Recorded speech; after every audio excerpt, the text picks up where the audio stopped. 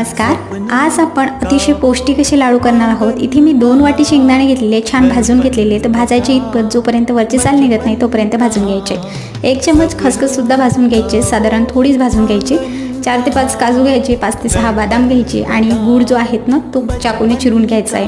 हे लाडू जे आहेत यामध्ये आपण शेंगदाण्याची साल काढणार नाही आहोत, कारण यामध्ये भरपूर प्रमाणात प्रोटीन असते. त्याचप्रमाणे रक्तवाढीसाठी शेंगदाण्याचे लाडू फार उपयुक्त आहेत. तर प्रत्येक दिवशी आपण रोज नियमितपणे 1 लाडू खाल्ला पाहिजे. तर इथे शेंगदाणे गूळ बारीक करून घेतलेला आहेत आणि मस्तपैकी लाडू करून घ्यायचे. इथे आपण तुपाचा जराही वापर केलेला नाही आहे आणि यामध्ये हे जे काजू बदाम भाजून घेतलेले होते याची पावडर टाकून घ्यायची, खसखस टाकून घ्यायची आणि लाडू वळून घ्यायचे. तर हा लाडू जो आहेत ना रोज सकाळी खा, नक्कीच काही ना काही फायदा होतील. त्याचप्रमाणे लहान मुलांच्या टिफिनला रोज 1 लाडू द्या आणि अगदी पौष्टिक अशी ही रेसिपी आहे. तर नक्की करून बघा आणि रेसिपी आजची कशी वाटली कमेंट करून नक्की सांगा आणि चॅनलला सबस्क्राईब करायला विसरू नका. धन्यवाद.